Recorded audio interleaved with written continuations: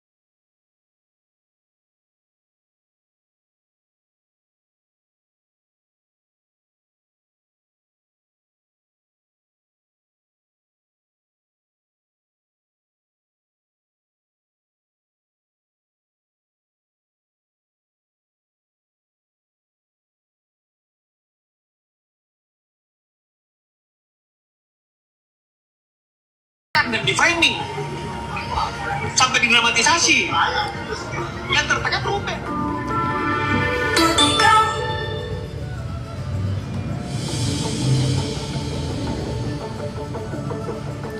Ini sampai ada adegan. Ini yang harus dipertegaskan dulu urgensinya. Kenapa sampai harus masalah debt collector itu sampai di ranah publik? Karena harusnya ini kan ranah private. Tidak pernah menunggak. Memang untuk bulan sekarang ini itu ada tanggal yang menurut dia belum jatuh tempo atau mungkin telat 1 hari. Jadi kalau tiba-tiba 1 hari ada debt collector, secara hukum itu nggak dibenarkan. Kalaupun memang sudah waktunya debt collector datang, harusnya debt collectornya diinformasikan kemana dia harus datang sesuai dengan pemesanan. Betul. Ini ada apa ini? Sampai ada orang datang ke tempat yang bukan pada tempatnya. Data lengkap. Datanya lengkap.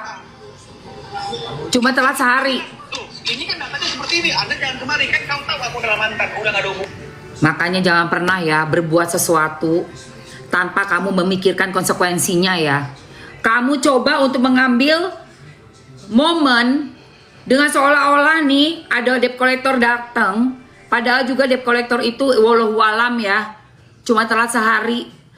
Alamatnya pun alamat yang salah. Dan itu pun rumah ayah, tapi bukan rumah yang disepakati di saat perjanjian. Alamatnya ya, maksudnya alamatnya. Kok bisa sih sampai bikin preskon segede-gede gambreng begitu? Kan masalahnya kan gampang sekali dong. Ada yang datang salah alamat, lempar aja ke alamat orang yang bener. Kesono loh, alamatnya lu salah alamat, selesai. Kenapa sampai lu bikin seperti kayak seolah-olah, aduh aku stres. Ada ini yang Mamski nggak suka. Ini yang Mamski nggak suka ya. Ini. Selesai. Kenapa ini menjadi suatu hal yang dibesar-besarkan dan di framing? Saya yakin gigitannya Sarwenda nanti kalau Sarwenda tidak. Mana? Psikolog ya. Enggak, aku cuma mau nanya Kak, kalau Kakak seorang Kamu ke psikolog? aku ke psikolog ya. Ke psikolog. Enggak, aku cuma mau nanya Kak, kalau Kakak seorang perempuan tiba-tiba ada yang datang ke rumah, kaget ya, takut nggak gitu aja, apalagi aku kan perempuan. Alah, sama nih, gue juga perempuan sama kayak lu ya. Ada yang datang ke rumah, gue nggak kaget. Kasih aja memang itu alamat yang bener. Bilang dong itu bukan alamatnya, kamu salah pak. Bapak bukan ke sini, ke sono. Beres. Dan juga harus dicek juga, suruh security aja cek. Bapak apa dasarnya bisa ke sini? Bapak kayaknya salah alamat deh. Ada suratnya pak, tinggal kita lihat suratnya, beres. Lu sampai ke psikolog ngapain? Tapi ngomong-ngomong ke psikolog terus yang reimburse psikolog kemarin reimburse juga nggak?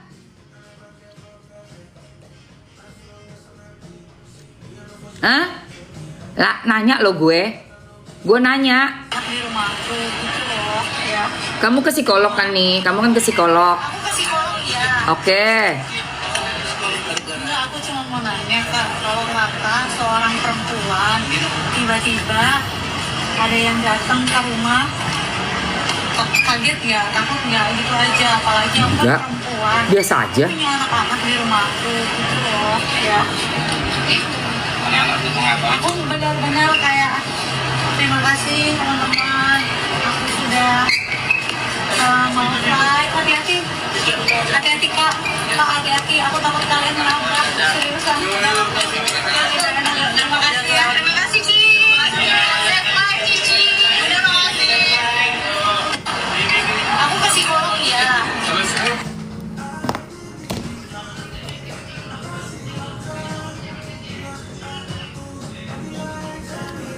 Lu sampai ke psikolog cuman karena orang salah alamat. Lu ke psikolog, lu ngapain?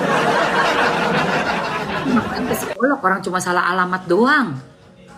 Tinggal lu cek aja itu suratnya, alamatnya mana pak. Coba bapak pakai kacamata, bapak buka itu suratnya, alamatnya sama enggak? Kalau enggak, ya silakan bapak pergi yang ada di dalam kertas itu pak. Lu ngapain buru-buru ke psikolog? Ayo, gue mau nanya, lu reimburse nggak tuh uang ke psikolognya?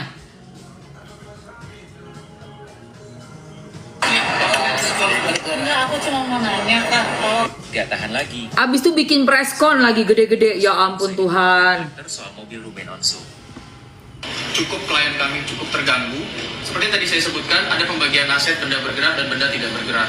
Benda bergerak diantaranya ada beberapa mobil.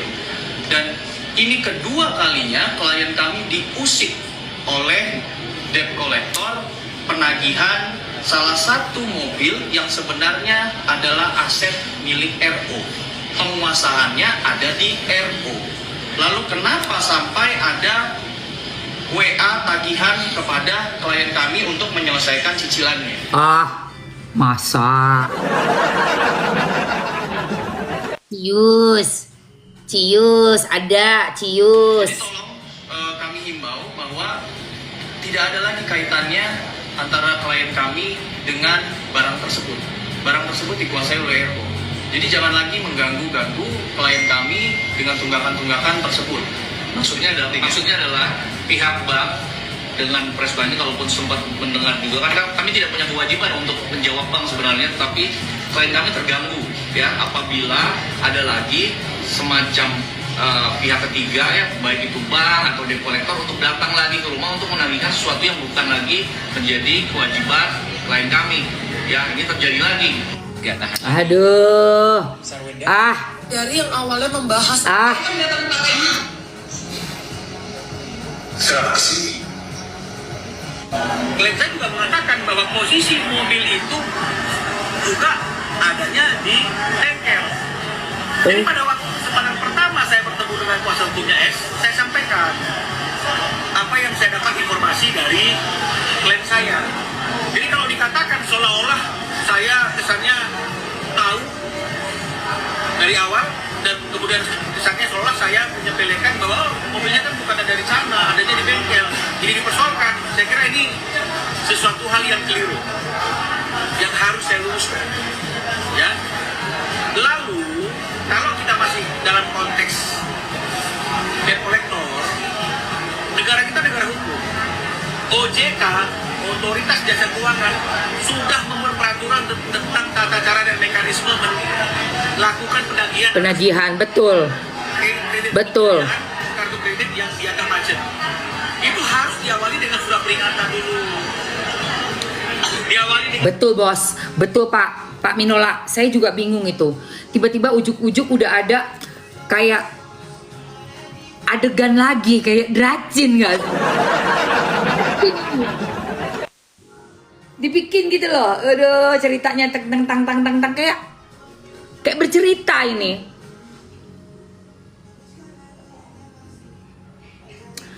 Apa kata lu? CEO tidak bakalan nikahin. Nih, ini ada nih. teguran dulu. Tapi gak tahu nih buat siapa ya. Siapa tuh yang namanya yang jago ngeramal tuh siapa namanya?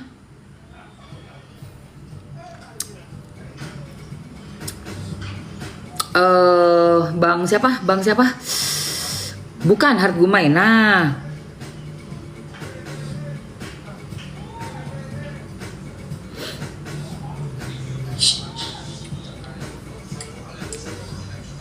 Tapi YouTube bukan YouTuber belum tentu besar juga kan? Kan YouTube kan banyak gitu kan? Bisa Ini YouTuber bukan, besar, ini ya. YouTuber kecil, bisa YouTuber macam-macam kan? Iya dong. Iya. Oke. Apalagi? Nggak usah lihat gue begitu. ini yang ini nih. Pertama selebritis wanita. Ini nggak tahu buat siapa ya, gue nggak tahu. Penyanyi. Sudah pernah berumah tangga 2 kali. 2 kali. Siapa itu?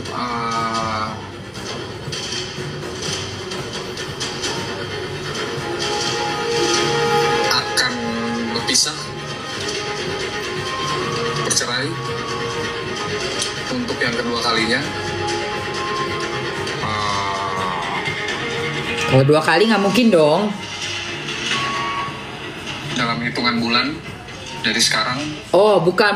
Ini masih tunggu. Tapi hitungan bulan masuknya di tahun 2026. Tunggu. Bukan ini, bukan. Sampai ke kantor polisi. Tunggu, bukan. Oh, ini. Kalau ada Ini. yang tumbang nggak? Tumbang tuh artinya Ini. jatuh lagi posisinya yang tadinya mungkin namanya besar, akhirnya karena apa kredibilitasnya jatuh gitu ya. Ada yang tumbang nggak? Untuk selebritis yang tumbang karena karirnya jatuh, merosot, rezekinya, keuangannya juga merosot, pekerjaannya full di entertainment, dunia selebritis, jobnya semuanya nol. Aduh, gila. Saya bilang, ya karena kesalahannya sendiri, karena dosanya sendiri, karena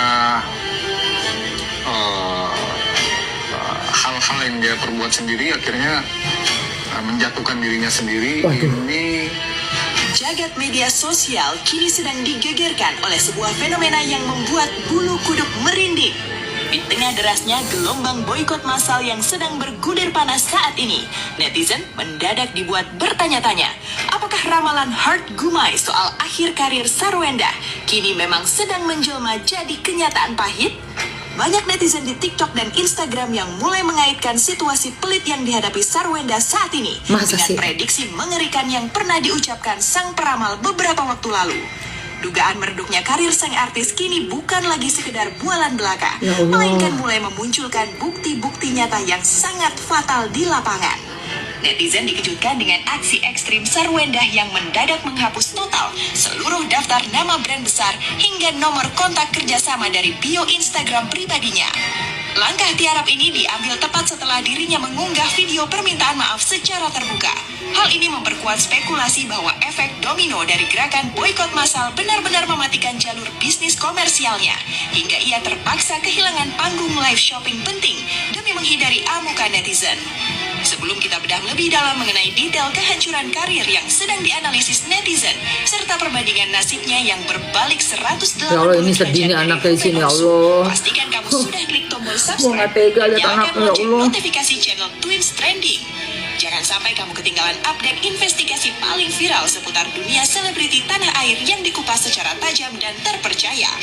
Ingat teman Twins, di era digital hukum sebab akibat dari sebuah ucapan di depan kamera adalah hal nyata yang sangat menakutkan di dunia hiburan saat ini. Bagaimana kita bersikap saat berada di puncak popularitas akan menentukan seberapa keras kita akan terjatuh ketika badai itu datang. Mari kita bedah akar permasalahannya secara objektif berdasarkan fakta yang ada. Sebentar, mau lanjut nggak? Mau dilanjut?